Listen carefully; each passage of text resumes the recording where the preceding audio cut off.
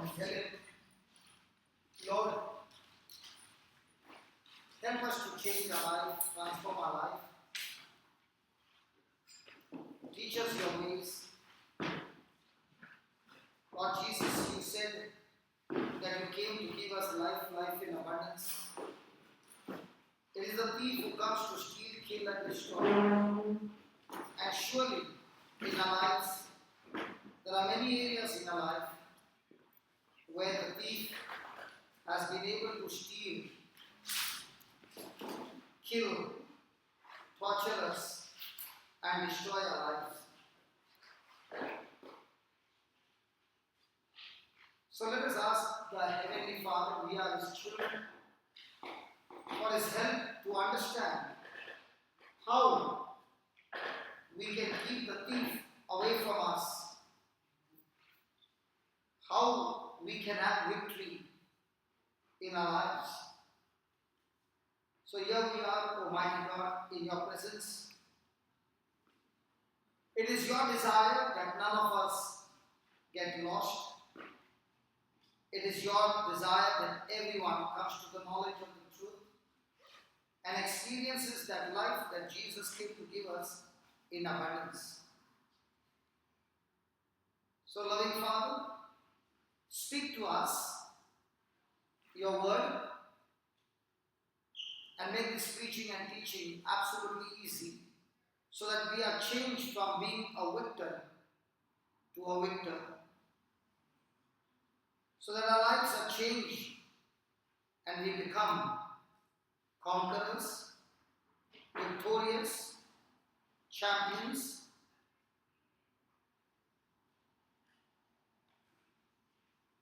O loving Father, take complete control over all of us. Let there be no distraction,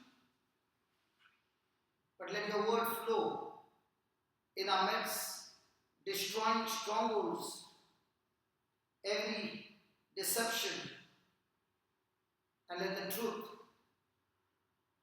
prevail over our lives. We thank you, we praise you, in the glorious name of Jesus. Amen. Amen.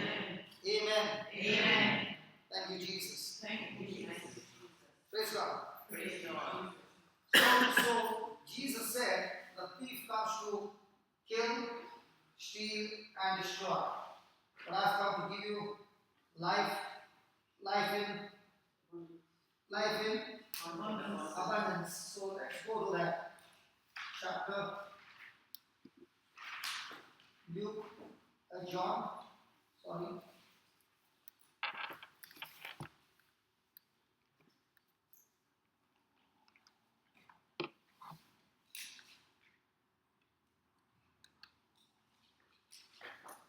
John 10 and verse number 10. Please read that. Can you read that, please? The thief comes only to steal and kill and destroy. I came that they may have life and have it more abundantly. So Jesus came that we may have life and have this life more abundant. Now, let's take an example. Supposing I locked up my house and I went for 3 days somewhere, and after 3 days I came back. The door is still locked. I opened the door, went inside, and I saw my cupboard doors are open, the documents are gone, the money is gone, the jewelry is gone, but there is nobody inside the house. Do I need somebody to come and tell me that there has been a theft in my house?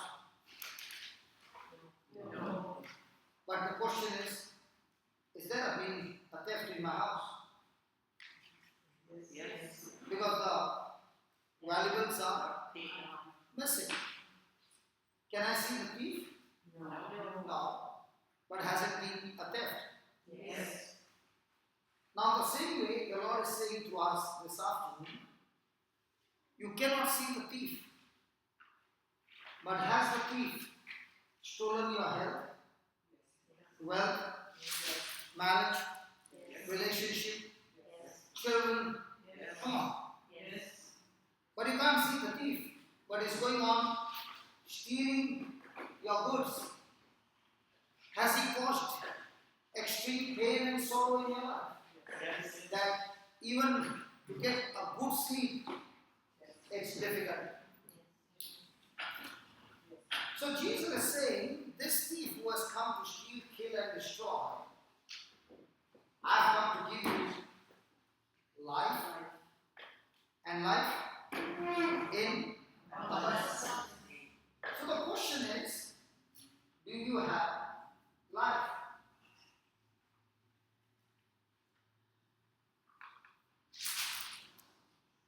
Rennie, Yes. do you have life? Yes. Do you have life? Yes, I do. So if you have life, then why did Jesus come to give you life? He came to give me more abundant life. So can you explain to me what is life? Then I can understand more abundant life. He came so we'd be free. I said, what is life? What is life? I did not say what is wife. Unless all husbands can give good description about what is wife. What is life? Joy, please. Hmm? Joy, please. Is it a choice? A choice? I just asked, what is life? Do you have life? Yes. Yes. So Jesus came to give life. Yes. When you already have life, He has come to give you Eternal life. life. So first I should know what is life. Hmm? Foolish. Yeah, you are in Ireland. You will always have foolish life. He is life. Who is life? Okay. Now I'm asking, what's the meaning of the word life?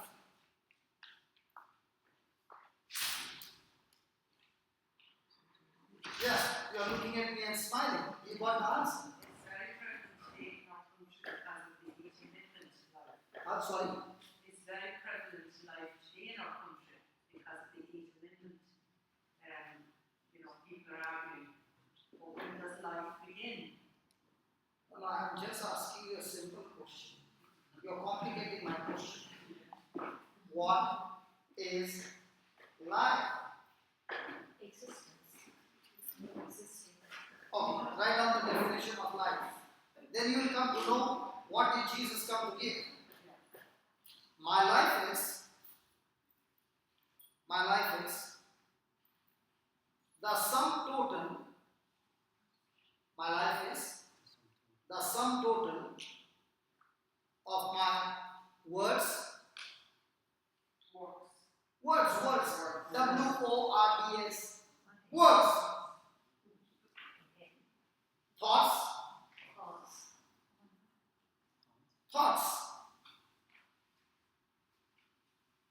Emotions and feelings.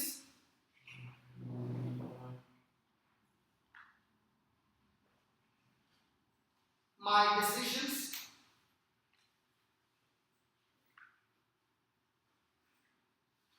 My actions. My desires. My will. When you take the sum total of it, that's my life. So let's take an example. Supposing my mind is full of ungodly words or sinful words. What do you think will be my thoughts now?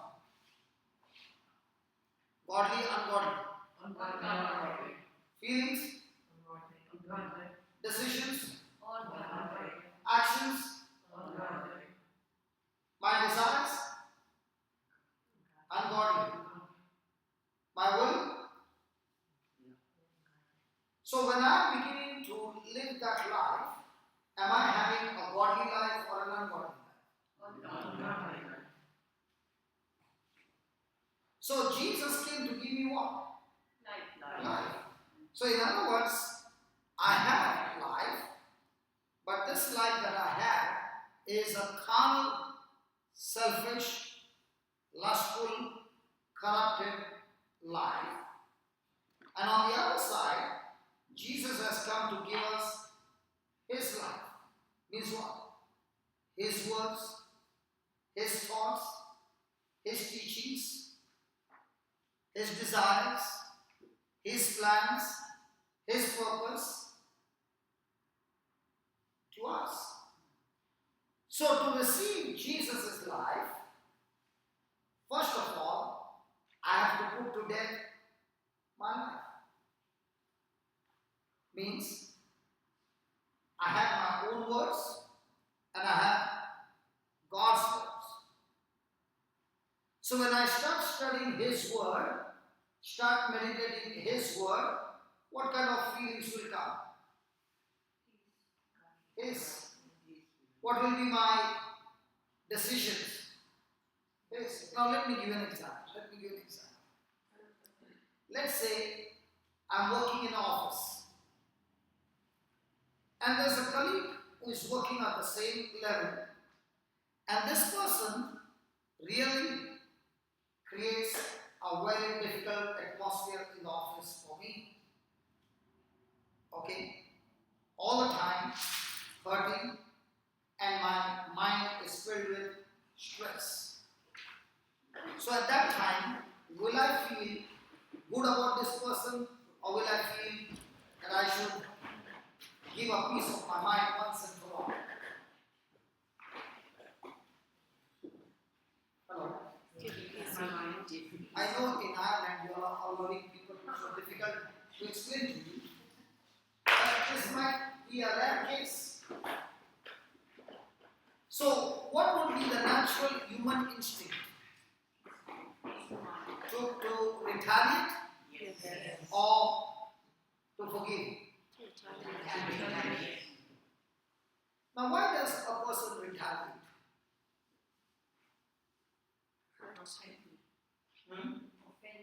Yeah, why? Because from the time Adam disobeyed God, sin came into this world, and when sin came into this world, that sin got carnal thinking or carnal nature in man, and therefore man by default has become selfish. So when self is hurt, then the person will quickly attack the person who is hurting myself. Are you following? Yes. So now Jesus comes and teaches us that just as He allowed His self to be crucified for you and me, in the same way, He said to all of us now, can you take yourself and allow yourself to be crucified and take myself to make you yourself? In other words, can you take my words and submit to my words and take actions on my words? Then yourself is nailed on the cross, and now you are no longer living your life, you are living God's life, or you are now receiving Jesus' life, and that Jesus' life will produce abundant life. Let's take, for example, in 1 Peter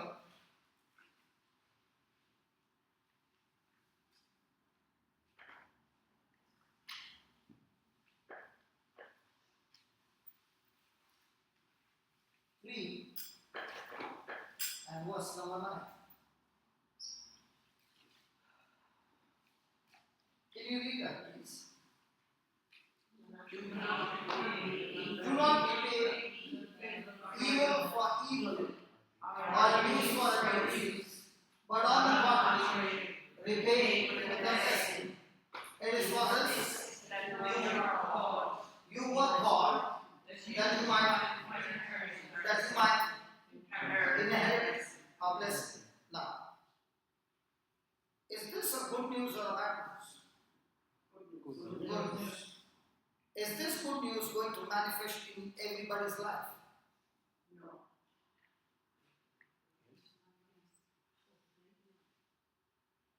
So, supposing you are in the office and I keep troubling you, and because of which you lost your job, will you repay me with a blessing, or will you repay me with bitterness, anger, and offense? But what is he saying? Do not repay evil for evil or abuse for abuse, but on the contrary, repay with a blessing. Can you read that from the Amplified Version? We'll get beautiful translation from the Amplified Version. Yes, and read it slowly. Hallelujah.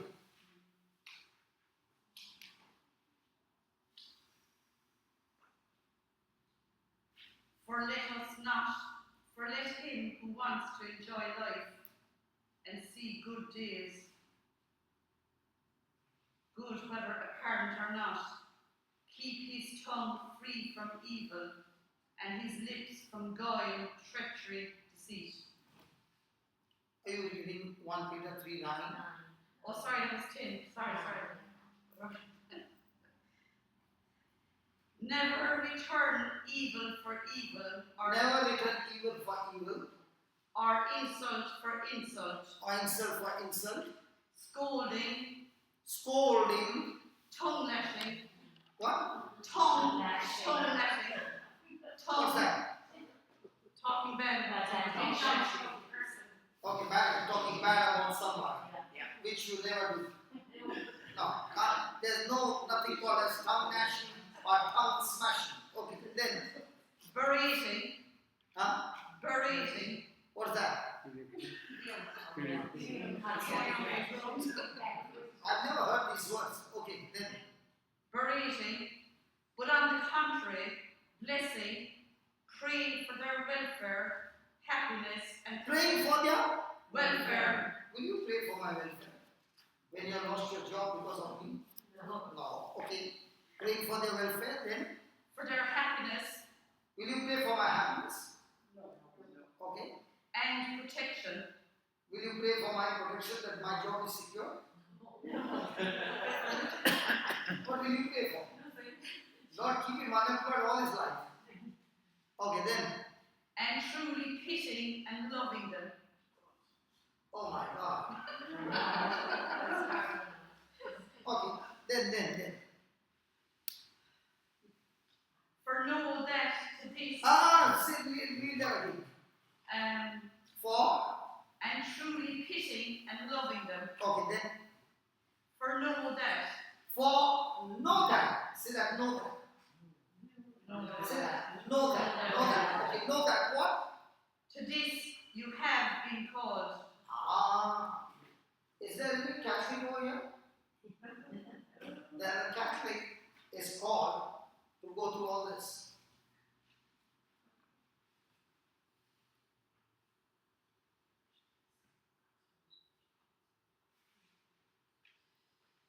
My God, perfect silence in the class. Why is he calling us for this? Read ahead. That you may yourselves That you may yourself, inherit a blessing from God. that you may yourself inherit a blessing from God. Yeah, you can take some chairs from there and you can sit down. It's good. No problem. We are studying now. Do not repay evil for evil or hurt for hurt. No problem. Well,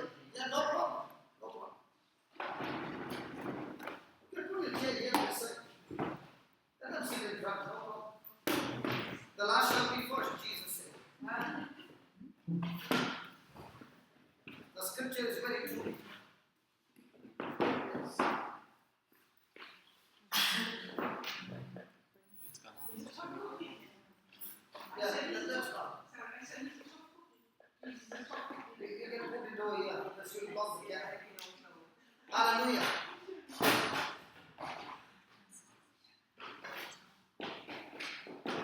Praise God. Let me first finish.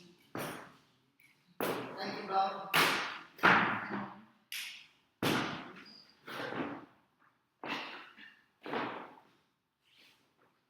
Praise God. So, are we supposed to repay evil for evil? No. But when we repay with blessing, and what is that blessing? Praying for somebody's welfare, happiness, goodness, protection, then you will repay what? Blessing.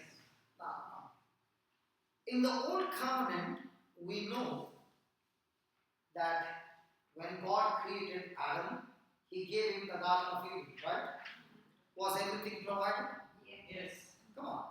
Yes. Was everything in abundance? Yes. For two people, it was too much. But yet, God blessed Adam.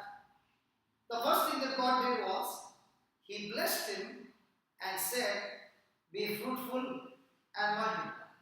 So what's the meaning of the word blessed him?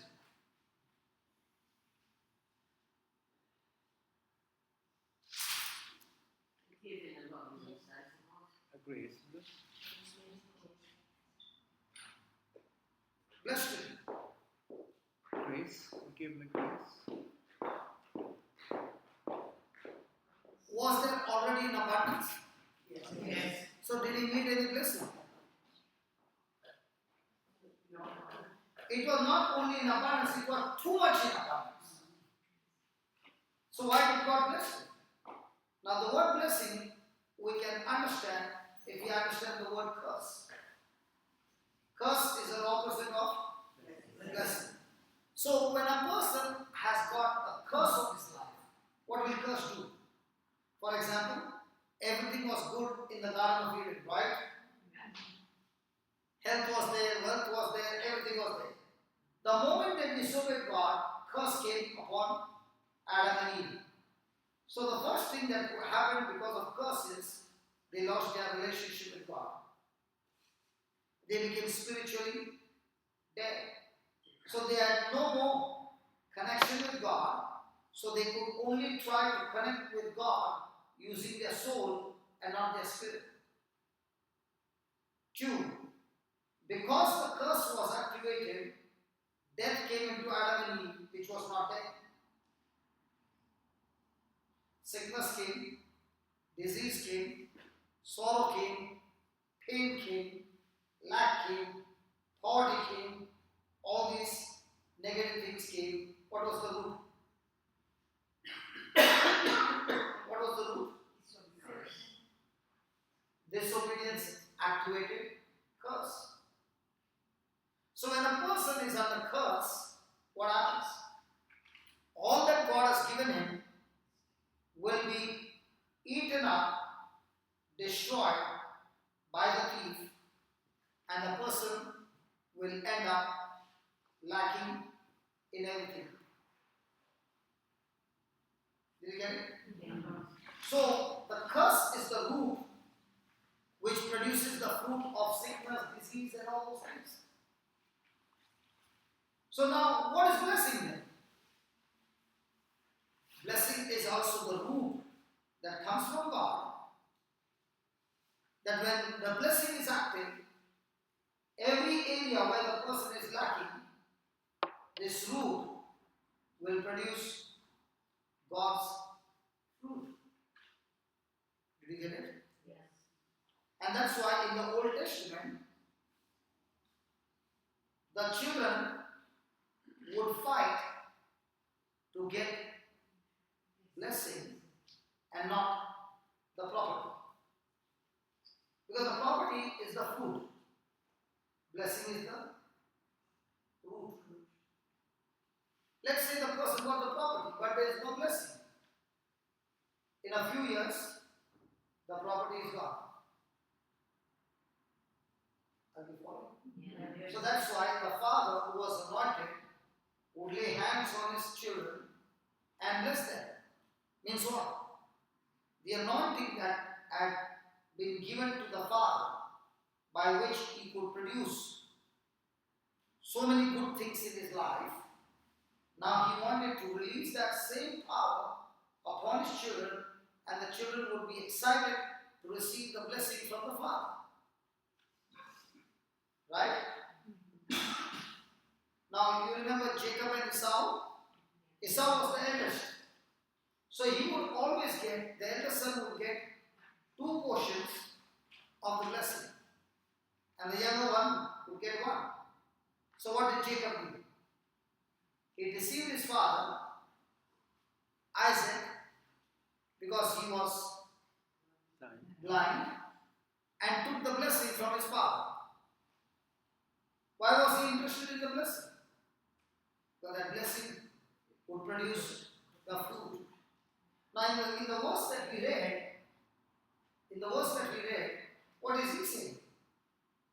If you are going to not retaliate, but you are going to pray for their welfare, for their goodness, for their happiness, then you shall what? Inherit what?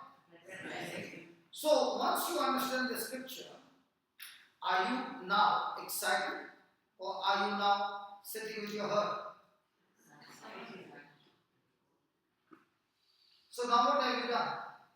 Your natural human nature says, retaliate, condemn, fight, take him to the court. God's word is saying, don't do all of those things, but just love, forgive, and bless him. The moment you do that, I will release an anointing on you and your generations that they will inherit my blessing. So what is your life now? My natural life was that I would go for a fight. Now my life has been crucified, where myself wanted to fight back, but now myself I have nailed it on the cross, and I have taken God's word as a command, renewed my mind, and now I am living according to that word. Now, will I receive God's life and life in abundance? Yes. So, who are the ones who receive God's life in abundance? The ones who renew their mind, agreed to God's word and not their emotions. So tell me honestly, most of the time, do we live a life of emotions or the word of God? So when I'm living on emotions, is my response going to be according to God's word or according to my feeling? So even though the Lord has his word and his promise for me, okay, did I put it into practice? No. So will I ever experience abundant life? Praise God. So most of the time, are we on God's word or our emotions? See, according to this word, God is clearly saying, if any person wants to experience God's power manifested, God's blessings manifested, they want healing, they want miracle, they want anything from God, the first thing God is saying, follow my instructions, and then everything else that you want will come to you by default. So what's the challenge now? What's the challenge now? To follow the instructions. Follow the instructions. So every time you come to God and say, God, I need your blessing, the first thing you'll say, okay, follow my instructions. And the moment you follow my instructions, the blessings will begin to manifest. So who is my enemy now? myself. Because myself has a corrupted nature that came from Adam. But at the same time, my spirit has the nature of Christ the day I received Jesus as my Lord, God, and Savior. So in me are two persons. One is the anointing that comes from Christ, and the other one is the corrupted things that I learned in this world before I met Jesus as my Lord, God, and Savior. So just as it happened in the Garden of Eden, the same battle happens in our life. In the Garden of Eden, God spoke first to Adam, and Adam received those words, believed those words. He took dominion over all things. In one day, he named all the creatures. Because he received the word, believed the word, and exercised on those words, right? The same Adam now receives the words, this time from Eve. And Eve has received the words not from God, but from the devil. So we find in the Garden of Eden, there are two sources. One is the original source, and the other one is a source that looks to be original, but is deceiving. Now when they made a choice to go through the knowledge that was not from God, but from the enemy, what happened? Were they still active in blessing, or their blessings got blown up? So every day in our life, do we also get knowledge being imparted to us? Yes. So, do we need to be extremely vigilant to ask ourselves, is this knowledge that is running in my mind from God, the source, or from the world, the source? Because if I take that knowledge from the enemy, looking into the Bible and checking, and if it's from the enemy, and I do not follow that source, will I still inherit blessing? Yes. Because I did not take the knowledge from the source of this world. So are blessings to be earned or blessings to be inherited? So most of the time, do we inherit blessings or do we try to earn our blessings? So how does a person get blessed?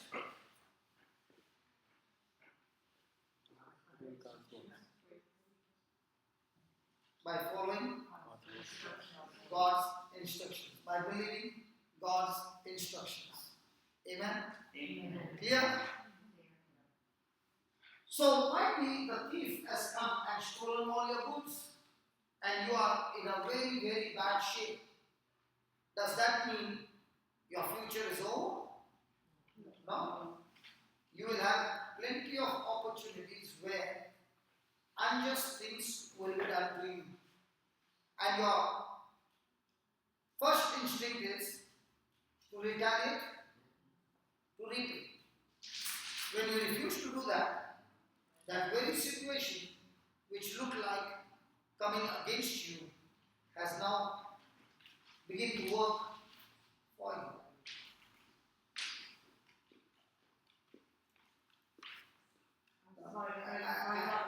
You're standing in front of my camera. I'm all excited to find out this morning. Yeah, I know that. I said prayers. Praise God. Yes. Yesterday you went, what? I did, yes. And then everything. Then I said I'm not supposed to be wearing witness and I should not kids and be drinking tea. God was sending a home. I started really good at that. And our farm is kind of, we're not big farms, the fields are big. And I was thinking, she could be any person. We would like it for me and his nest. So I said, God, sent her home and prophet had to be sent her in the door and I rebuked anything that was made for fighting or anything. I said, I've been worrying more, and I said, she's your job, because in the past 50, God made it all costing. So When did she come home? she came home this morning, half simple, when I opened the door, I got overwhelmed, and I frightened her, I was so excited, she ran away. So she was still sitting outside the door. I said, God, you saw the tears coming down. I was like, oh God, you're so good. And I was just after saying to my son, God is bringing her back, and he's 23 and he's getting ready for work, and he expected to know what he did. I said, we're not worrying now, God is bringing her back. And he went out and he said, Mom, she's outside the back door. He said, so then I said, Rena, she's going to come before I come here. I said, she's going to come in the door just as I'm coming out the door to come here. And that's what happened. Praise God. That's the way it happened. Praise God. I was going to go in and you cracked her open for her to come in. But I had forgotten. I said that. I said she's going to come in the door just as I'm coming to go here. And that's what happened. So you're happy now. Oh, cheers, thank you. Thank you, Jesus. Thank you. Praise God. Praise God. Sorry. No, not sorry. Well, we love the testimony. Praise God. So, what will we study? Lessons. So every day we have different source giving us messages or knowledge. Now, which knowledge do we apply in our life? The knowledge that comes from the world and the knowledge that comes from the Bible. Praise God. So, if a person is carrying out the knowledge from the world, will that person experience blessings of God, or the thief has started stealing his goods?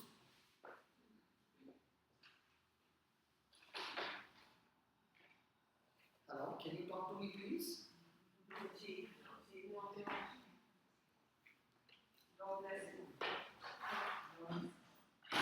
Okay, let's see another case. Sorry, what do you mean by the word? The word is in the word of the Bible. Sorry. The word is in the word. The word is the Bible. Sorry. Okay. Let's take one more case. If a person is working in a place and there is the person who heads the department is unjustly treating a person. Okay? And this person is a Christian. Okay? And he is thinking of quitting his job because he cannot take it anymore. So he tells his wife, I'm going to quit my job. So the wife says, listen, if you quit the job, the loan is there, children's education is there, you are the person who is earning, we will be in great trouble. And we don't even know when you'll get the next job. So please, for children's sake, continue with the job. So he goes to the job, okay, and is working hard. The same treatment is enduring. Will he experience the blessings of God?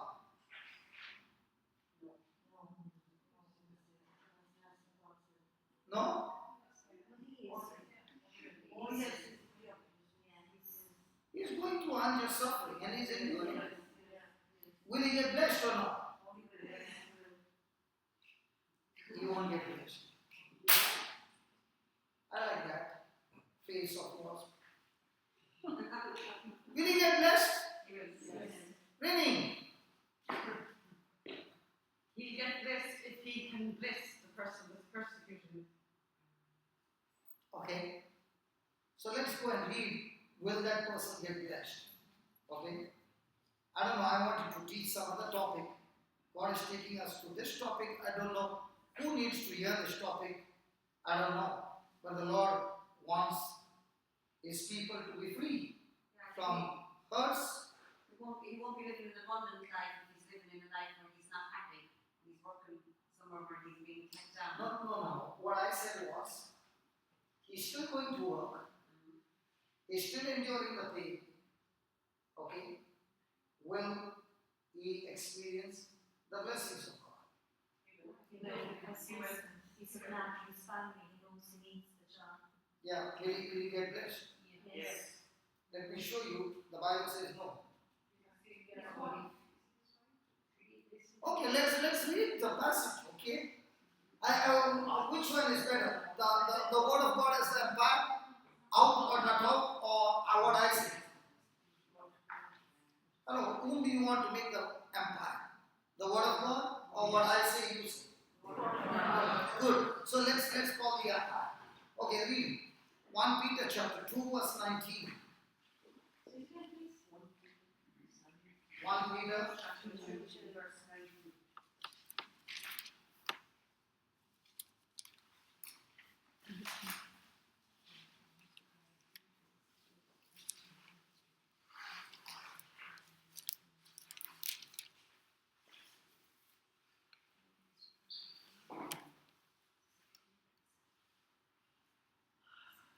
How many of you want credit in your account? Hello? How many of you want euros credit in your account? Big amount? Nobody wants. Good. I said euros. Okay. So please read that. For it is a credit to you if being aware of God, you endure pain while suffering. So if you are suffering unjustly and you endure that pain, then there is a credit in your account. Correct? Absolutely no. Because even though you are seeing the scripture, you are still giving me the wrong answer. Let me give you again an example. If this person is enduring unjust suffering, They can ignore it themselves. Is it? is your Bible talking about glory? My Bible says merit. Come on. This person is going through unjust suffering and is enduring the pain. Right? Will he get credit in his account? No. Yes or no? No. Yes, no. I always have one issue. The community was all united before I came in. And now when I began to ask questions, the husband and wife also have division. What my Bible says here Yeah. is 19. For there is merit in putting up with unprovoked suffering for the sake of God. So is it how he treats the suffering. Say that again. It is a merit. For there is merit in putting up with unprovoked suffering for the sake of God. And surely if he's doing it for the sake, he's doing it for his wife and his children, therefore he's doing it for the sake of God. Yeah. Now, what's the difference between doing it for his children and doing it for God? Your answer is right. But can you tell me what's the difference? Now she says, and here the Bible says, look over there, it is a credit for you, to you, if, say that if. So is there a condition? Yes. Or is it a credit to everyone? No. If what? If being aware or being conscious of God, or if for the Lord's sake you carry your cross, praise God. So you endure pain unjustly. Now, will there be a credit? Yes. Now, what was the problem in the example that I gave you? Was he enduring the pain? Yes. For his wife and children's sake?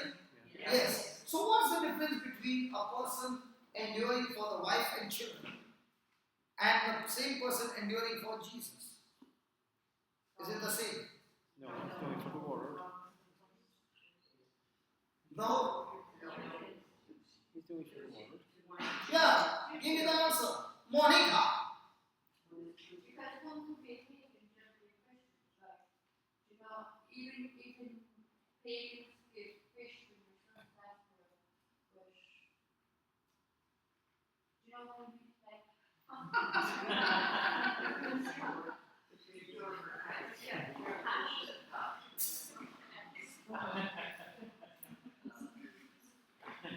Come on.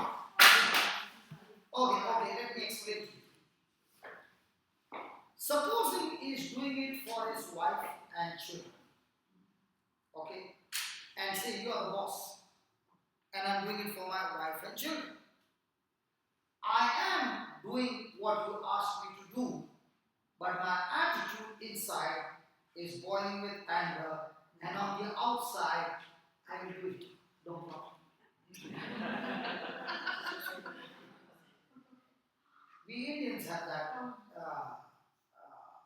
what do you say? We Indians can do that, and you won't even know that I'm boiling inside. Now, was the action right? Yes. Was the attitude right while doing the action? No. So God is interested in action or attitude? So, even though he stayed back, finished the job, but the attitude was wrong, the boss did not know. He said, very good, thank you very much. And even when he said, thank you very much, he came out of the door and he didn't thank you very much. Now, was the attitude right? No. Now the same person, not for his wife, but not for his children, aware of God, is saying, Jesus, you did so much for me. Thank you for giving me this opportunity, Lord, to be a co-partner with you in this suffering. And Lord, I want to experience that in this pain, how come you had joy when you endured the cross? So I also want to understand, how can I also have joy when I endure unjust suffering? Can a person have joy when he is going through unjust suffering? Yes. How? the joy of the Lord is my strength. So what's joy? You said right, the joy of the Lord is my strength. So what's joy?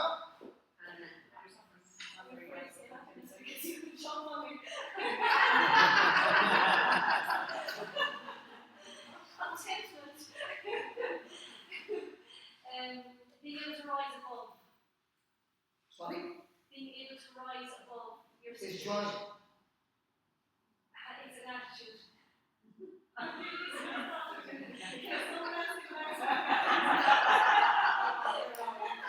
Now you are enduring unjust suffering. But are you enduring unjust suffering for the Lord's sake? Okay. Let me give you the example of joy. The example of joy. Is there any mother having more than one child? Okay, two. How many? Four. Okay. Can I ask you some questions? Okay. You got newly married and you had no experience of pregnancy because you never became pregnant before. So now, the first pregnancy, you came and told your husband, and husband was happy, you were happy, and everything was good. Then all of a sudden started, getting sick. And all the time vomiting. Okay, now, did you go to your husband and say, this is only the second month and 7 months to go? Is it 7 months or 7 years? 7 years or 7 months? 9 months. So 2 months are gone, now 7 months to go. And this is the condition. And do you remember when you got married, you were so slim, and all of a sudden the shape all, and you you are now looking like Humpty Dumpty. Okay, and you are always conscious about slim. Okay, now when you look into the mirror, what did you see yourself? Oh my God. Okay, now you have back pain, this pain, that pain. Did you tell your husband, let's abort the baby? Okay. The 9th month came and the baby was about to come. That morning, you suddenly got pain, an extreme pain, and the doctor had told you, when you get pain, come quickly to the hospital. And the pain started and it stayed for 20 hours. 3 days, okay, good. For 3 days. So it lasted for 3 days, and after 3 days came the baby. Now in those 3 days, was your focus on the baby that was going to come? All those 9 months? Yes. So even though there were lots of unexpected things happening, but you still were enduring because your focus was what? The baby. Praise God. And during that pain, there must have been thoughts, it is so painful, one is enough. Yes. Now when the baby came and they gave you the baby, did you tell the nurse? Or did you grab the baby? Yeah, okay. I can understand the 9 months you had no experience. But this time you had experience. And the toughest was those 3 days. Then how come you got pregnant again? How come she went? You forget it all because of the joy of the baby. So your focus was not the pain. Your focus was the baby. The first time you had no experience. The second time again the pain started.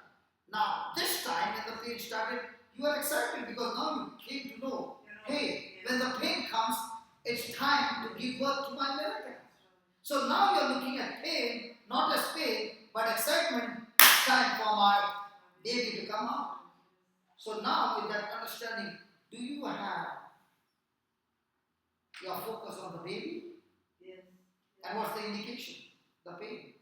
Yes, that's right. You know there was a big prize at the end. Yes. Big kid. And that's why you went on and on and on till the husband said enough.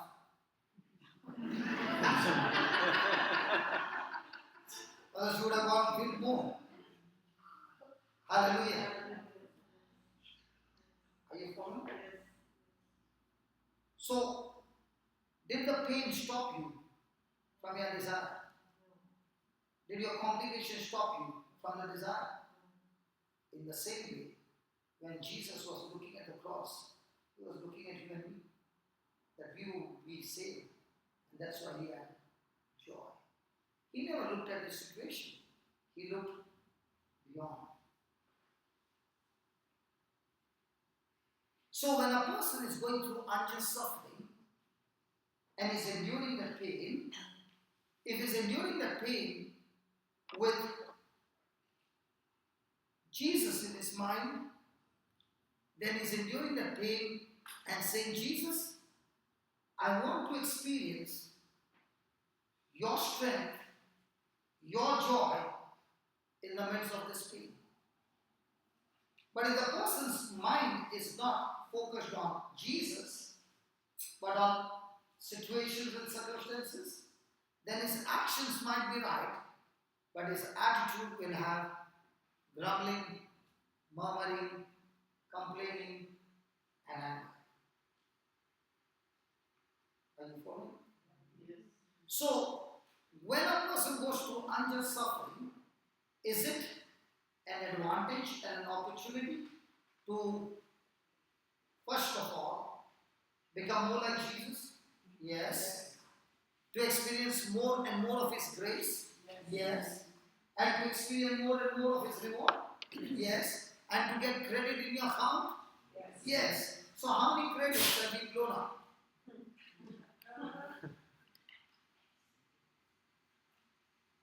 Are you understanding? When you understand spiritual things, then you are all excited because the devil has played his chess move, and you are looking at that move and saying, hey devil, in the past I would react. In the past I would take action exactly what you wanted. So I was a reactor. But now I have stopped reacting, but now I am acting. Acting means what? I am acting just like Jesus acted in his life, and he is now teaching me to do the same in my life. So, in your life, have you ever experienced anything happening to you unjust? Yes. So, congratulations. You have an opportunity to get your credit account multiplied. Okay, let me put it this way. Let's say Joseph was not sold by his brothers as a slave, and Joseph was working extremely hard. Extremely hard. Do you think he could have ever become a governor of Egypt by his hard work? No. Hello? No. But in the midst of unjust suffering that Joseph went through, did he endure it with his mind set on God, or did he endure it because there was no other option? His mind was set on God, and therefore, when he suffered, he did not retaliate with offense, and therefore the Bible says the Lord was with Joseph. So the more and more a person goes through unjust suffering, and in that unjust suffering, he teaches his mind to endure that pain with consciousness of God. In other words, Lord, I am doing it not for my family. I am doing it not for my name and fame. I am doing it not for euros, but I am doing it only for you. When that becomes the attitude, then that attitude will take you to the highest altitude. My action might be right, but my attitude is wrong. In the eyes of people, that was a superb achievement. But in the eyes of God, that was superb disqualification. Example. In the house of David, David was the youngest. Was his elder brother extremely qualified and fit to be the king? In fact, Samuel saw the elder one and said, hey, look at him. He looks like a king. So God rejected him. The second fellow, also qualified. Did God qualify him? No. What about Samuel? Yes. But did God say, anoint him with oil? No. They all got disqualified. But in the natural, their lifestyle, were they looking at they are the best candidates? Yes. So where did they fail? They failed in their attitude test. They were warriors, they were soldiers, they were extremely strong. What about David? Was he a soldier? No. No. Did he look qualified? No. No. But in his heart, was he qualified? Yes. Did his heart condition qualify him to become a king? Yes. So what qualifies you to reach to the highest level? So everyday test is what a test. It's not a test of your achievement. It's not a test of your decision. It's not a test of your action. It is a test of your attitude in the midst of that action. So what is God interested in?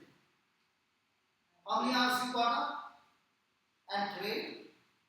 Or what was your attitude? A person might get up 3 o'clock in the morning and say, if I get up at 3 o'clock in the morning, they say the prayer is very powerful, then God will hear my prayer. So 9 days I'm going to get up and I'm going to wake God up because He needs to hear me. Praise God. So I'm going to wake Him up for every day at 3 o'clock in the morning. And when He wakes up, He will say, Michael, do one thing, give them what they want, and the secret will again tomorrow I'll have to wake up. Now what is his attitude to get up in the morning? So that I can get a hotline with God and get my prayers answered. The other person, I want to get up in the morning the first thing because I want to start my day with fellowship with God. Now what's his attitude to get something from God or to get in fellowship with God? So whose attitude is right? The first one or the second? Second one. So most of the time, our attitude in our relationship with God is based on what? A relationship or what can I get from God?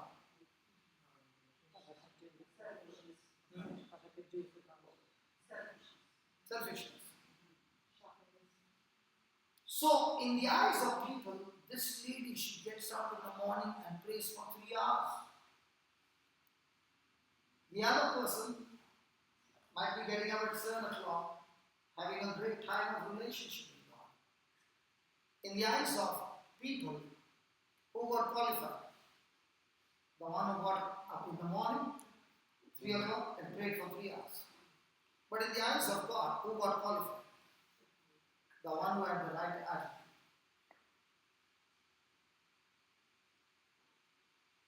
So every day, the test that takes place is a test of my doing or my attitude in my doing.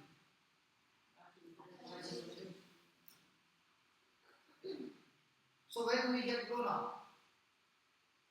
In the doing or in the attitude? That is why he says, blessed be. So when my attitude is right, then I will experience His happiness, His joy, His fullness based on my attitude. Hallelujah. Then the next what is the 20th lesson? How to find God's purpose in my life? How do I find God's plan and God's destination in my life? The 20th verse. Come on, read. Yeah, go ahead. The same one, 20th verse. Read it. After all, what kind of glory is there in it? Oh, hold on. After all, what kind of glory is there in it? If when you do wrong, If when you do wrong and are punished for it, and are punished for it, you take it patiently. you take it patiently. But if you bear patiently with suffering, But if you take it patiently with suffering, which results which results when you do right, when you do right, and that is undeserved, and that is undeserved, undeserved, it is acceptable and pleasing to God. it is acceptable and pleasing to God. Can I get some other translation? The B part.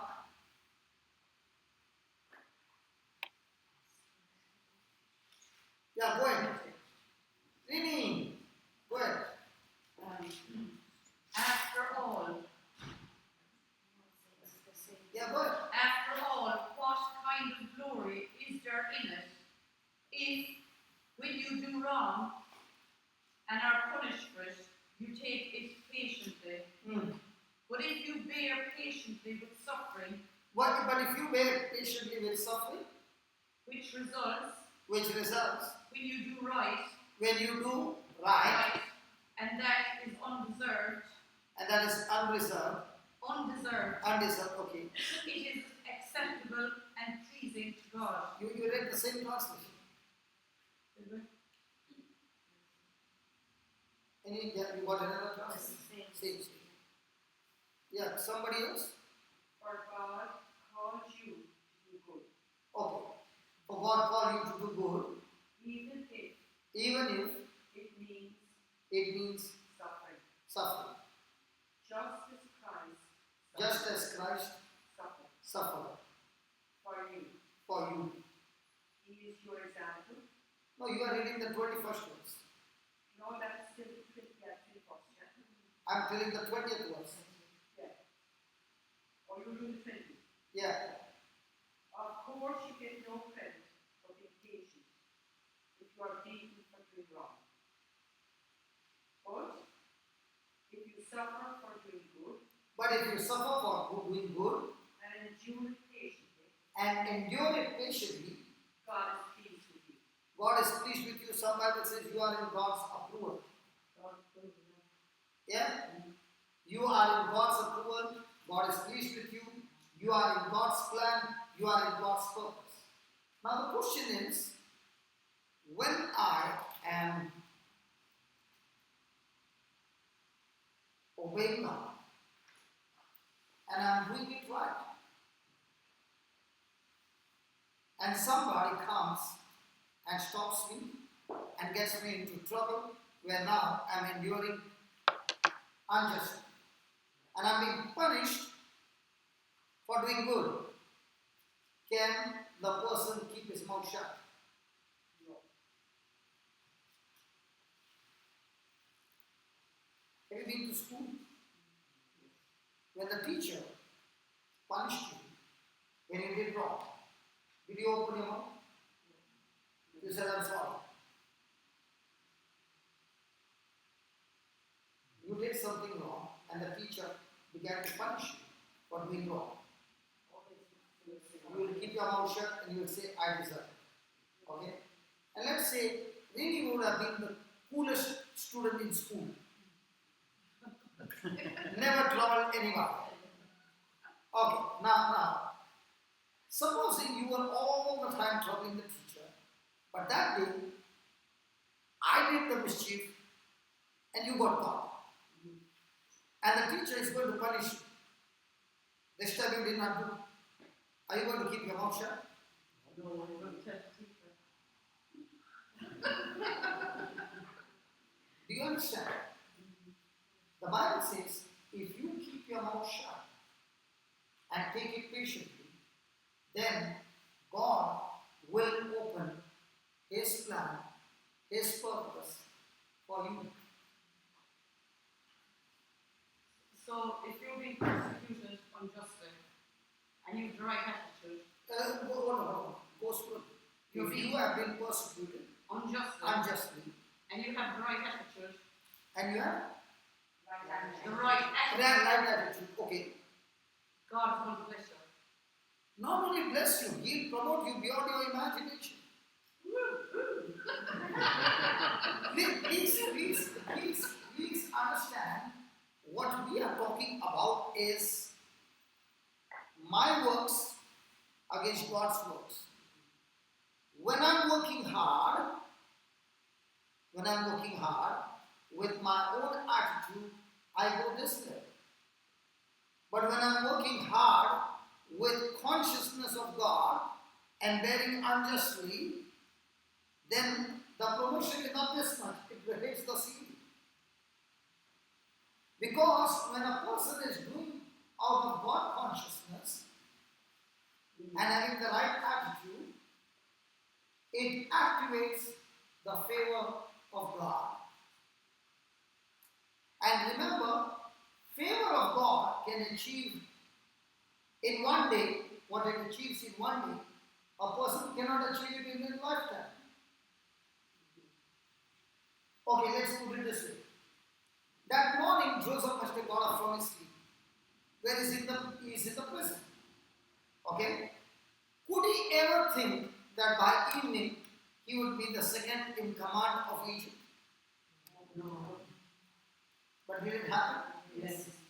Now, look at what happened.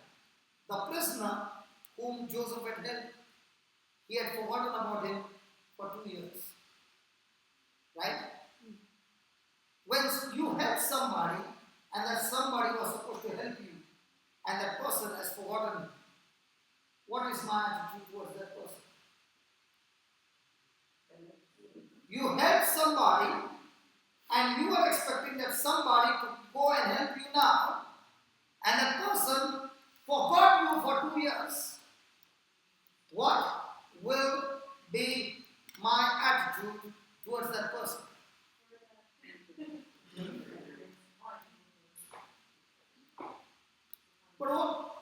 But what about Joseph? Is he grumbling? No.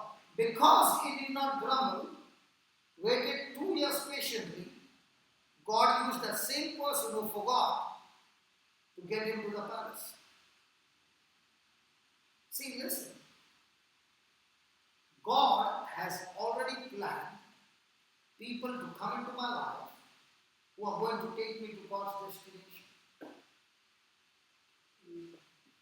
But I do not know who that person is. So what do I need to do? Every person who is crossing my life, I must see that I must have an attitude of being a servant by choice.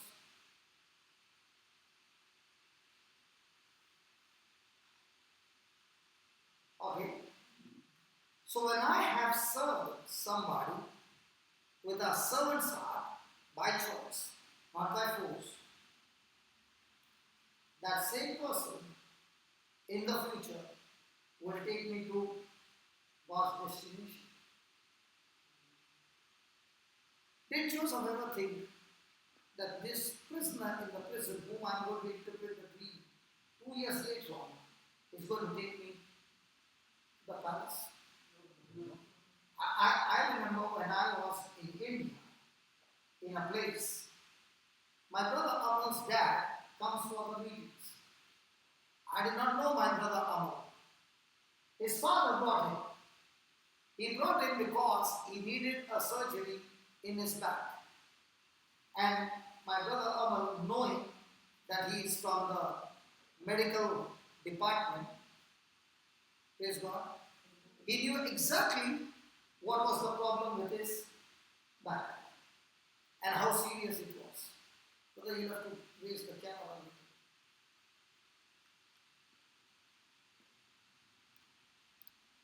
Yeah.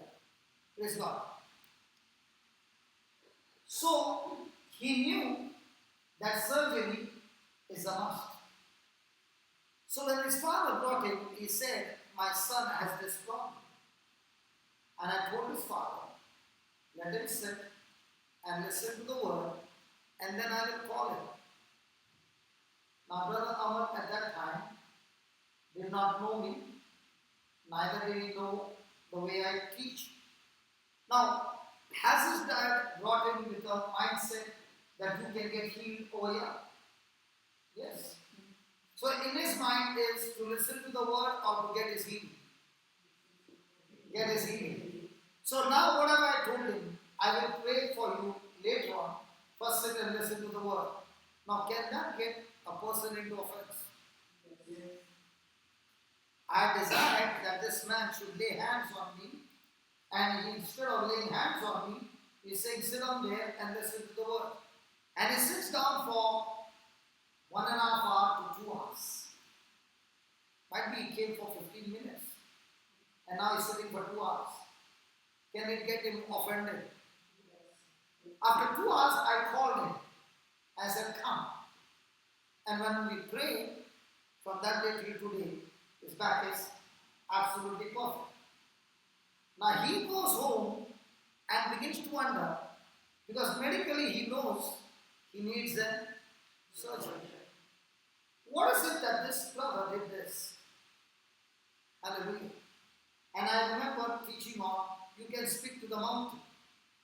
So he had gone to his in-laws' house and he was supposed to come back, and the message that was broadcast was that today there's going to be heavy rains. Extremely heavy rain. So now he has an option. Believe the broadcast or believe the word that was spoken. So he said, if God said I can speak to the mountain, then I can speak to the clouds. So he told the clouds, in the name of Jesus, move from my way and you shall not rain. So he started his journey from home until he reached there to the next destination, might be about more than 200 kilometers. There was no rain. But as his car was going, behind him, a few kilometers behind him, there was extremely high shower of rain. So now what happened to him? He began to think, I've never heard teaching like this. I've never seen manifestation like this. I'm now interested in knowing more. So he comes back to Ireland with the CD and starts listening to it day and night. And he tells me, can you please come to Ireland? And I said, no, I'm not coming. For how many years? 5 years. Okay? His father comes to Ireland and he starts the Bible study. And then his father is gone. Now he calls up and says, my father came and planted some seeds and the plants are sprouted. I'm looking for a gardener who can come and water the plants. Is it not scriptural? I said, yes, it is. So what my father planted, are you going to allow the plants to die? I said, no. So are you coming? And that's when I said, yes, I'm coming. Now, did I think that this man who is sitting there for 2 hours is one day going to take me to Ireland? I remember I just came from Melbourne. There was this lady who was suffering from cancer and she was extremely stylish, and the way she talks, I know that this lady is not ordinary. She must be having a very big position in a company. Praise God. So I was teaching there for 7 days, and all the 7 days she would come to me and say, I'm suffering from cancer, I want you to lay your hands on me and pray. And she would see me praying for others, and they would get healed. But every time she came, I said, I'm not going to pray over you, but I'm going to teach you. Will this lady get offended with me? Yes. No. Now it's the 7th day and we are going to part. She has not yet given up on me. She comes to me again and she says, can you now pray over me? I said, no, I'm not going to pray over you. I'm going to pray for you and I'm going to teach you how to pray. When I prayed, she got so offended, she said to herself, never again will I ever see this man again. I've got nothing to do with him. After a few months, I came to Dubai in a place called Sharjah, and I was preaching there. And somebody told this lady, there's an Indian preacher come and there are lots of healings. Why don't you come? So she asked what's the name, and the person did not know the name. So she came. She entered in and she saw me. So the moment she saw me, she took a U-turn to go out, and the volunteers were so good, they would not allow her to go out. They said, you can come in, but you can't go out. So now she sat down there, looking at me with tremendous negative love. Are you following? Yeah. And then the service got over. She said to herself, thank God it's over, now I can leave. But something happened. As the service got over and I said the closing prayer, a man brought a lady on a wheelchair. She has not attended the meeting, and he said, please lay your hands on her and heal. I said, I cannot do that. She needs to know the truth, and the truth will set her free. So I asked the people, can you extend for me another 10 minutes so that I can teach you? They extended the 10 minutes. I began to explain to her, and I said, what do you believe? She said, I believe God will heal me. I said, if that's what you believe, you'll go back on a wheelchair. So I said, you got to agree to what God's word says. God's word says, by stripes you were healed. It's not only enough that you speak out of your mouth, but you need to believe. You need to believe the unseen. So after explaining to her over and over again, and asking the same question, she gave me the same answer. I know God will heal me. The 5th time, she gave me the right answer. So now I asked her, if you believe you are healed, then what are you doing on a wheelchair? She looked at me and she said, what you're saying is true.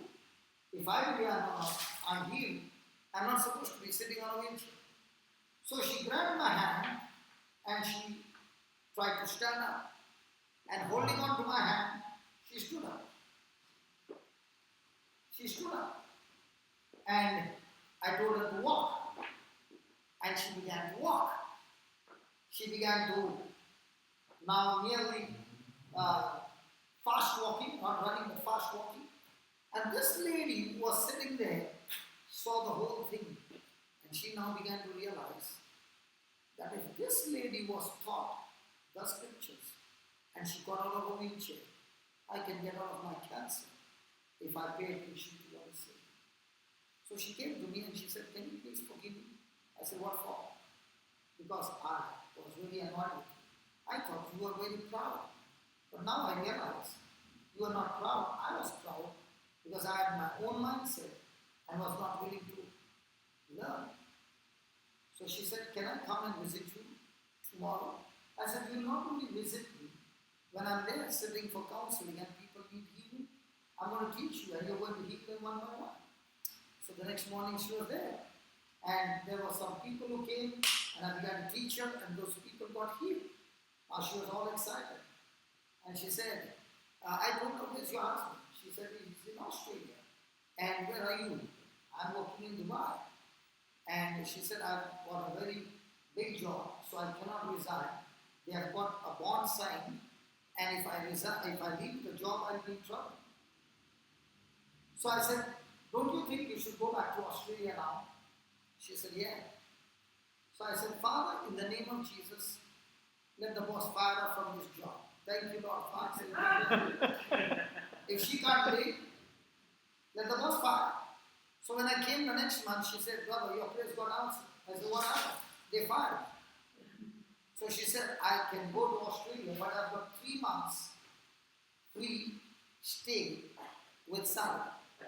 So I have decided not to go back these 3 months, but to study the Word of God.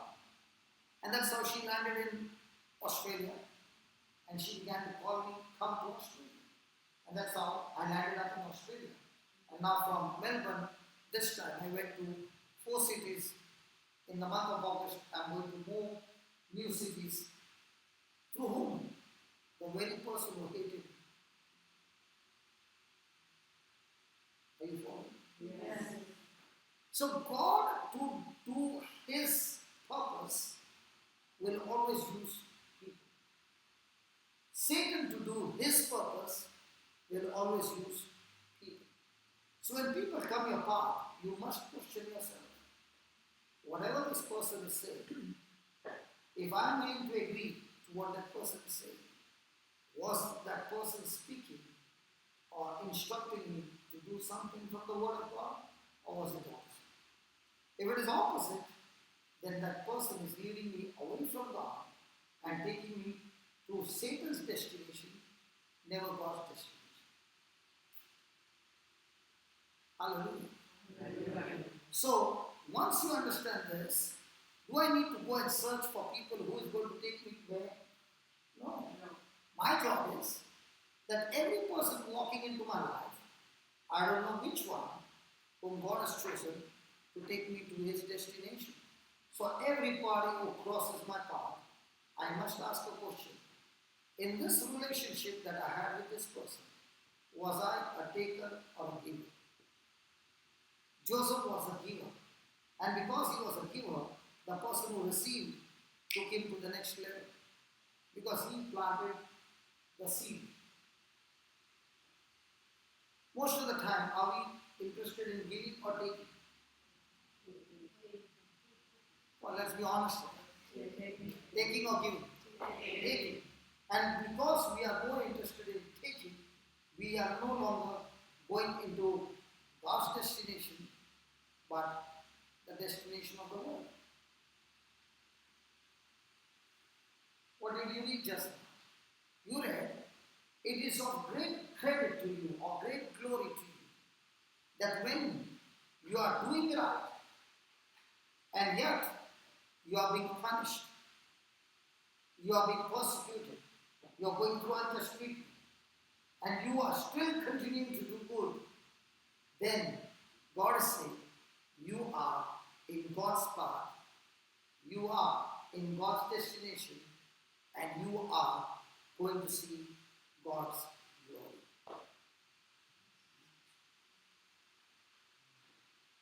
was it a good news or a bad news? So the next time you go through unjust suffering, is it time to celebrate or is it time to sit and cry? Celebrate. But most of the time, what are we doing?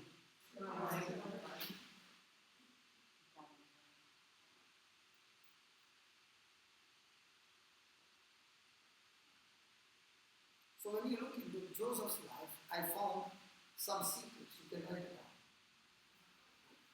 The first thing I saw in Joseph's life is he was having a heart of a servant. He was having a heart of a servant. Was it by force or by choice? No, by force or choice? Choice. See, you were sold as a slave. Okay, that's force. But his attitude to work over there and give his best was his choice, or was he sitting and grumbling and crying? Choice. Praise God. The second one was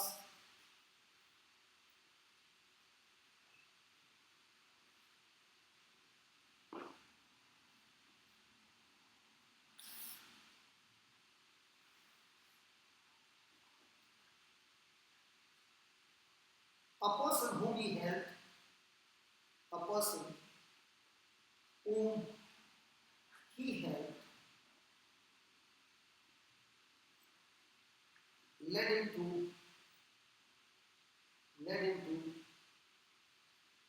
God's destination.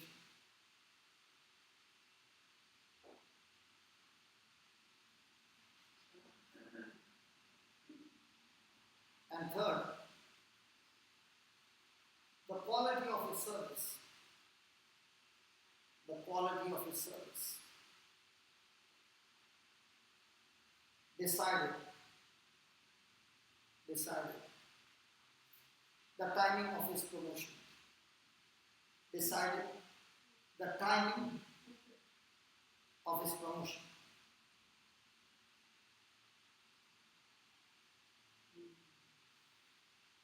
Praise God. Let's say Joseph was put in the prison. We know that he was put in prison.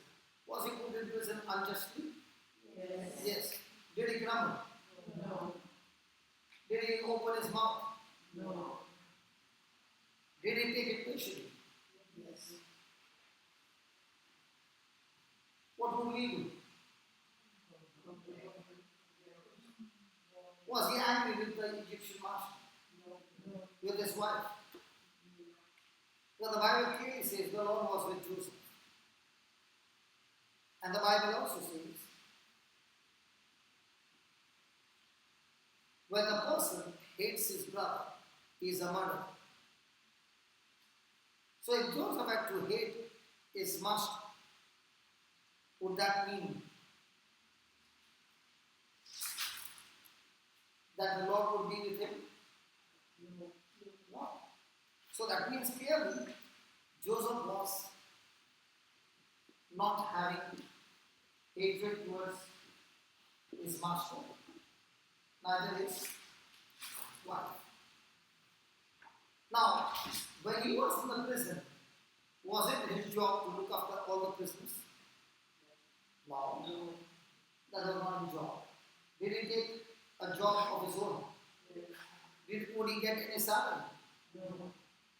Why would somebody work so hard for no salary?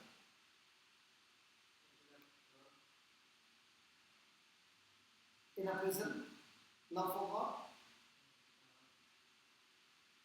And when he's working hard for the prisoners, is he doing it from his heart or just for the sake of it?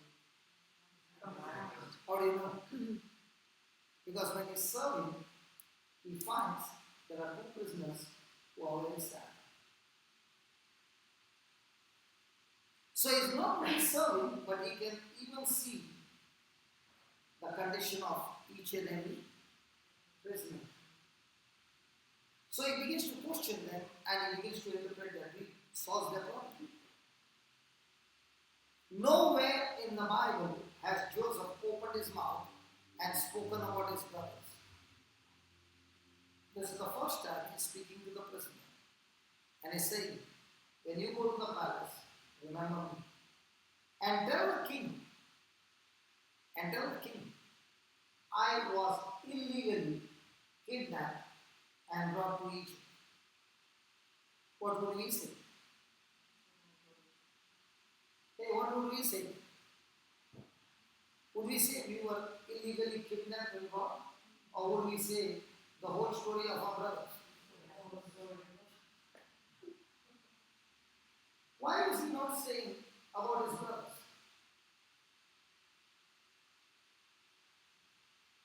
Why is Joseph not talking about his brothers? What his brothers did to him?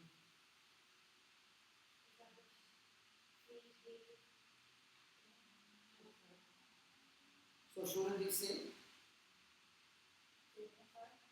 So should he not say about his brothers?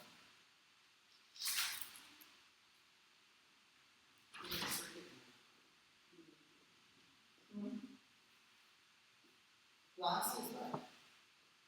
Now, for example, she has got 4 children. One of the child is studying in my class and I'm a teacher. And I tell her, your son did this, and this wrong thing. If he repeats, we'll take him out of the school. Now, will you be sad with what news has been given? Yes. Will you go and tell your neighbor what your son has done? Why not? You love your son. Now, let's say this neighbor's child, the teacher told about this neighbor's child, and you hate this neighbor. Okay? Now, will you go and tell her what her child has done? Why did you tell? Because you hate. So, how do you know you love somebody or you hate somebody? How do you know you have forgiven somebody or still the unforgiveness is there? When you open your mouth and speak negative about somebody, it clearly indicates you hate that person. And that's why you Irish people never speak anything negative about anybody. I understand because you are in a, I understand because you are in a climate where the temperature is 10 degrees, 11 degrees. But we Indians, we will all the time say, why? Because we come under a temperature of 45, 44. So now you know why we say, because your head is cool. Cool breeze coming.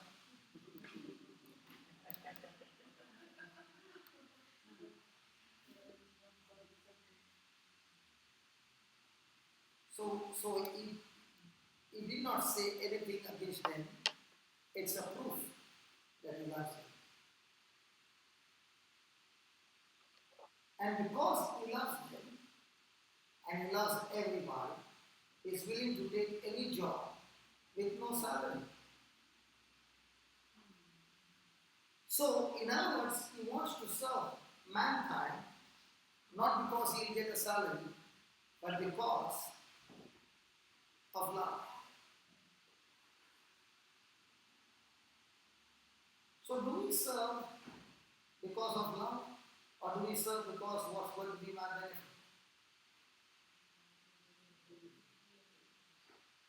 Is there anybody working in office? All are retired. Nobody's working? You're working. Okay. Let's say you came for the interview. Let's say all of you came for an interview, for a job.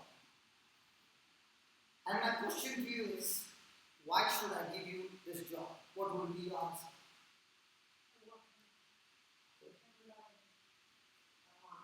I'm beautiful. Yeah, very good. Go ahead. That's what you said, right? I'm beautiful. What did you say? You are honest and honest. What about you?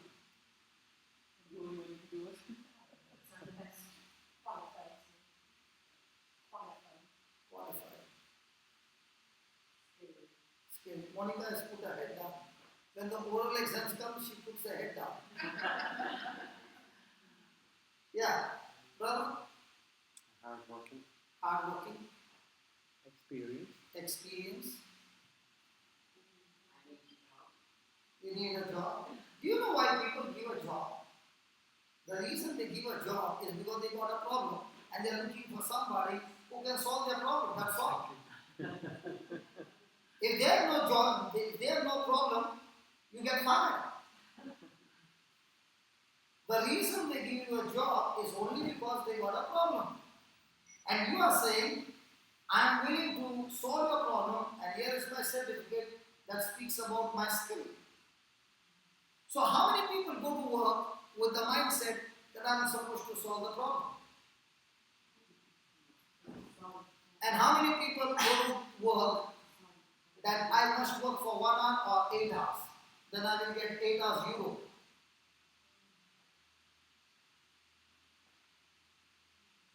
So if the attitude of a person is, they give me a job because I am supposed to solve the problem, then that person, when he's going for a job, is more interested in what?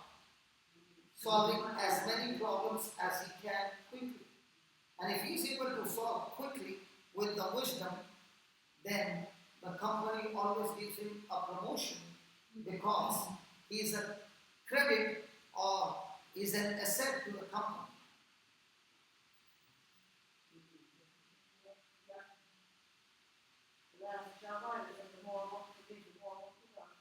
I didn't follow. Say that again. The more you were in the more the more you gave it, the more people want to do it. So, when they give you more job and the more you work, the others were not working, so they give you more, right? So were you excited or were you demoted?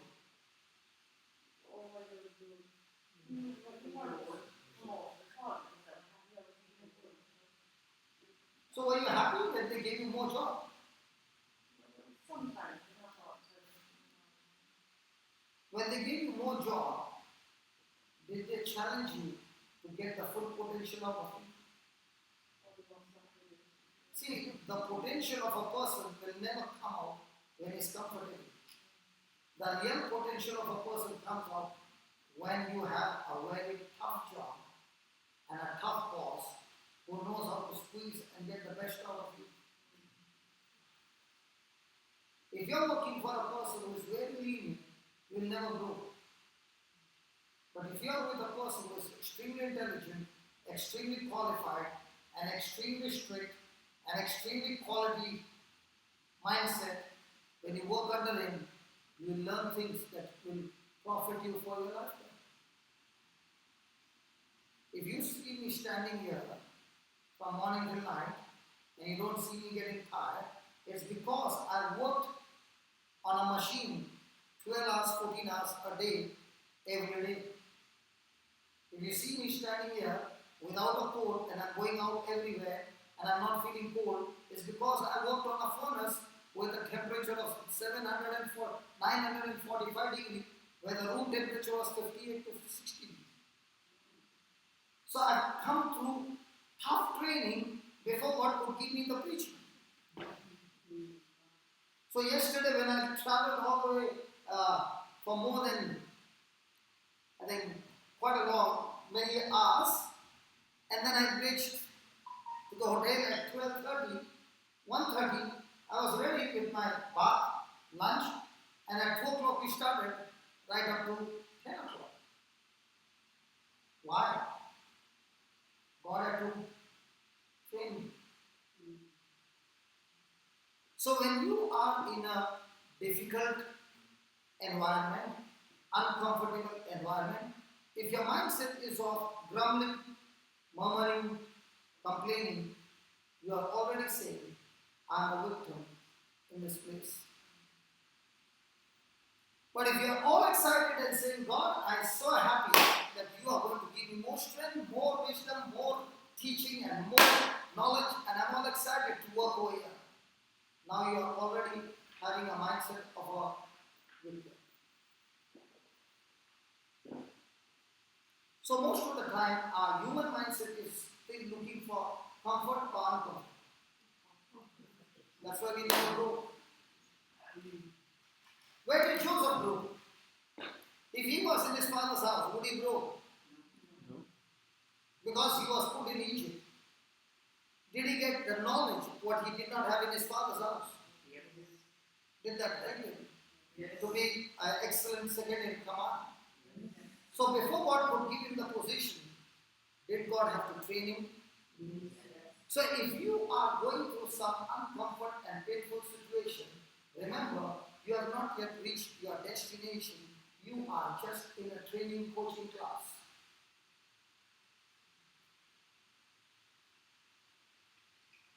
And God is saying, get through the coaching class quickly and pass the test, because I have to reach you to your destination that are for you.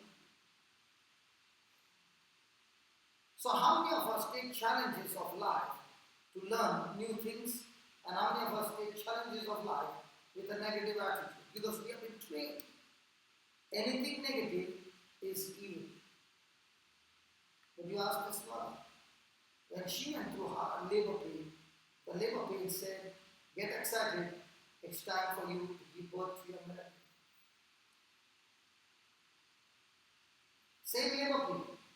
One will be excited that it's time for my baby to come. The other one will be screaming and yelling and crying and saying, I don't want the baby, I don't want anything, just get me out of this pain. Are you following? So are you a conqueror, a victor, or a victim? It's your own mindset.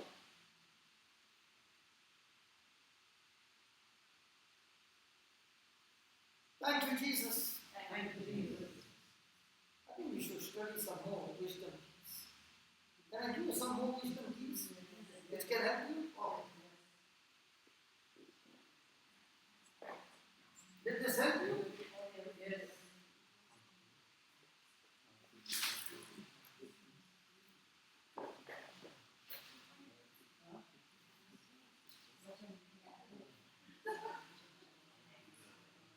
No talking in the class, please. Children,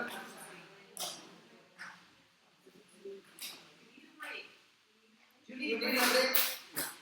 Do you need a break? You need a break? What for?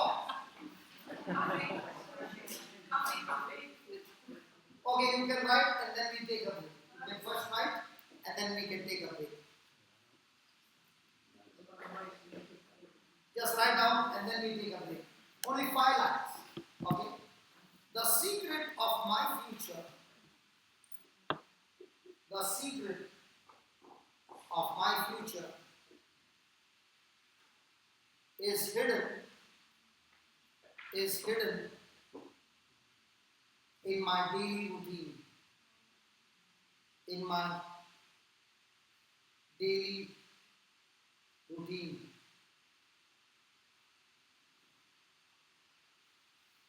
My focus, next one, my focus decides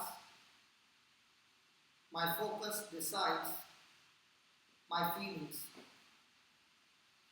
My focus decides my feelings. My decisions decide my will. My decision decide my wealth. Wealth, money, wealth. W-E-A-L-T-H, wealth. What did you hear? Wealth.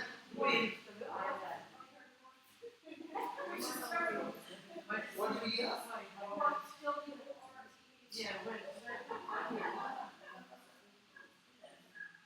Okay. My success is decided. My success is decided. My success is decided by what I am willing to ignore. By what I am willing to ignore. future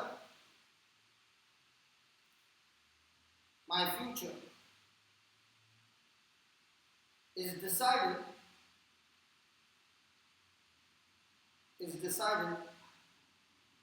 by who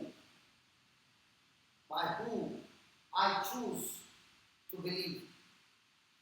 By who I choose to believe. Next one.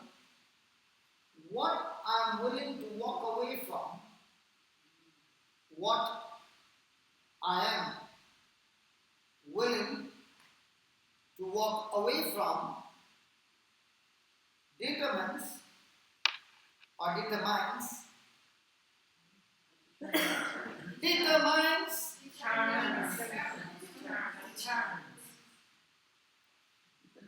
what God will bring to you. What God will bring to you.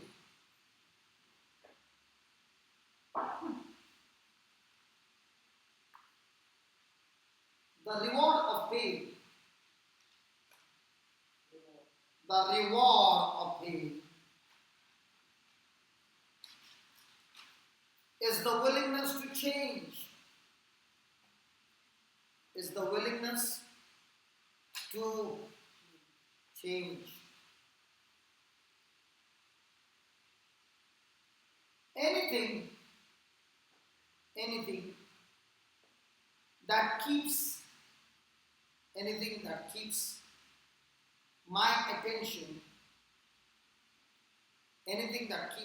attention, has become my master. My master. Master. Master. Master. Master. Okay, last one. All men fall, including the woman, okay? All men fall.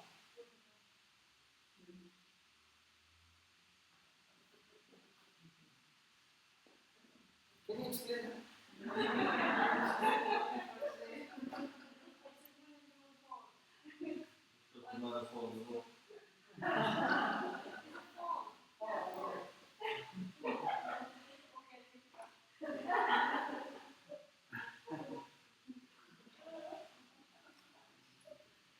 All men fall.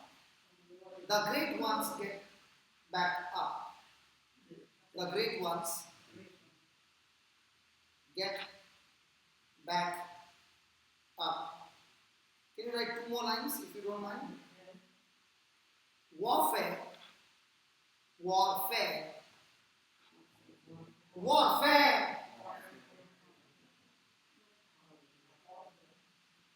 Sometimes I wonder when I go to Australia and Ireland, I have the same issues in my English. People don't understand the English that I speak, but the sickness in their body understands my English.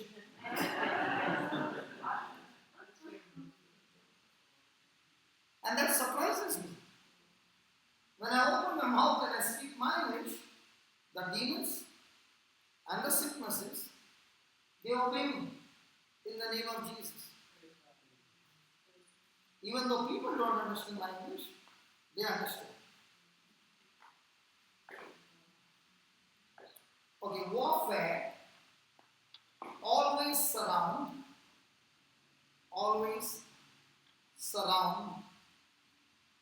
the birth.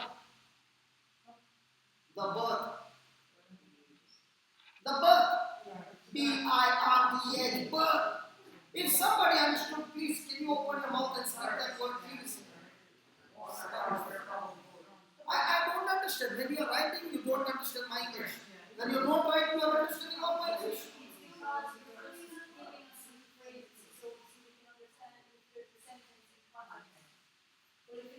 Okay, so I will speak in one line. Warfare always surrounds the birth of a miracle. Success is first a gift, then a test, and then a reward.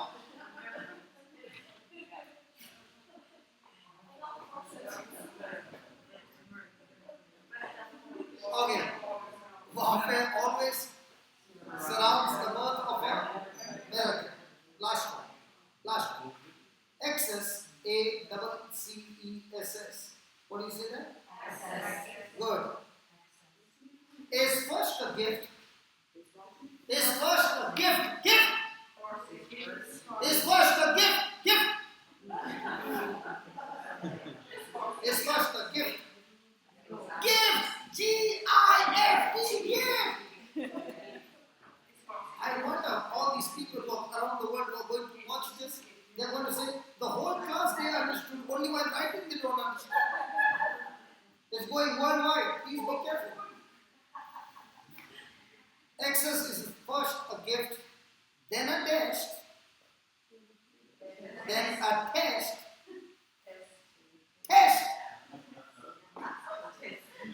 then a reward. Yeah, thank you, sister. Please keep repeating, okay?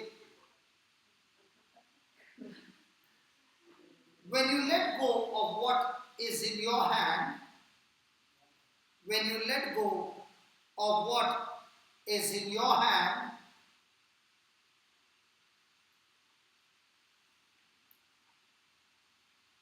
how come this time nobody spoke? Because it's going out of your hand. When you let go of what is in your hand, God lets go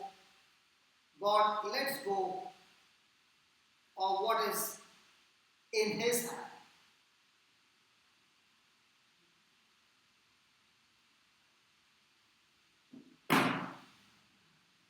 Hallelujah. Father God, we thank you, we praise you for this session.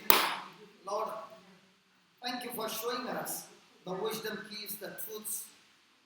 And surely, Lord, your word says that when my word abides with you, you shall know the truth, and the truth will set you free. Father, in the name of Jesus, thank you for giving us these truths. And as you explain these truths, they are practical truths that can be applied every day in our life, and the result is guaranteed. So here we are, O Lord, in your presence, asking you and thanking you for your abundant grace that you have given us and showered us. Lord, through this grace, we will not only experience the victory, but we will be able to share this relationship with you, with others in confidence, so that their lives are transformed and changed as well. Thank you for blessing us to be a blessing in the lives of others. We thank you, we praise you, in the glorious name of Jesus. Amen. Amen. Now what's the time?